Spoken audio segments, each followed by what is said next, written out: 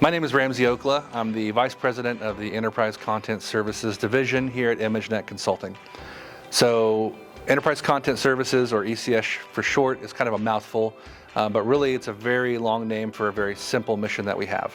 And that is to just help to transform the way a company operates, the way a company thinks, not take it just digitally, but across the entire business. The way the ECS division does that is through more of a human-centric approach. We look at how your staff are operating, and more importantly, the way in which they need to operate best. Making sure and focusing on them is going to have huge payoffs and returns across your organization from a change management perspective, from an adoption perspective. And so that's really why we start with that and go from there. Your staff are your highest cost and your most valuable commodity for any business that you run, and frankly in any department that you have. So to make sure we're focused on them and accelerating the way they do things is a key to your success in the long term.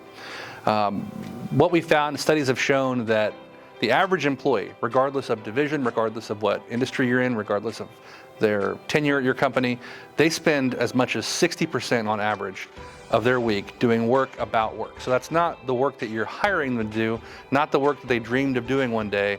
It's 60% of their week just spent doing the busy work that associates with getting their work done. Skilled work actually only accounts for an average of 27% of the work week.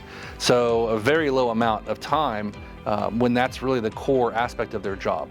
So you're never going to get rid of all the work about work. It's just not tenable. Anyone that says that they can, they're setting unrealistic expectations for you and for your staff. The reality is we should be able to give half of that time back. That's still a third of a work week back to your employees by just looking at the common core tasks they're doing, the repetitive tasks they're doing, the one-off interactions that they're doing, and trying to bring some uniformity, some standardization, and some simplicity to how that gets done. The way we do that is to focus on four very simple things. And that's going to be first, analysis. We're going to work with your staff and understand the way you operate, not the way that we think you should be operating like so many other companies do. Second is going to be areas of automation. So how do we automate as many of those aspects of the flow as possible? And if it's not automation through a digital means, it's automation through standardization and strategic thinking and communication. The third aspect is going to be availability.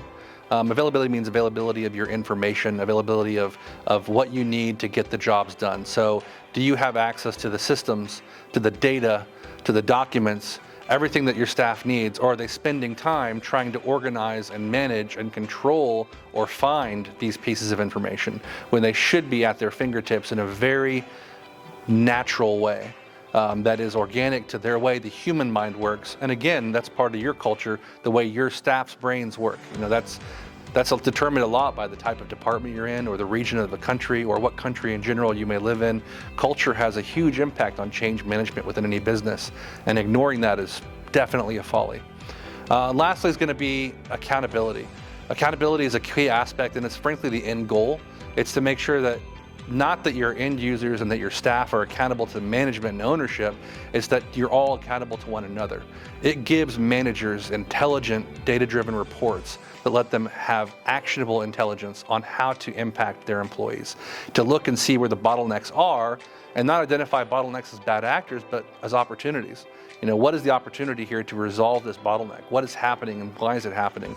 And a lot of times, a lot of our clients and partners are surprised to find what the core reasons are behind those bottlenecks, and addressing them has a huge payoff in various ways.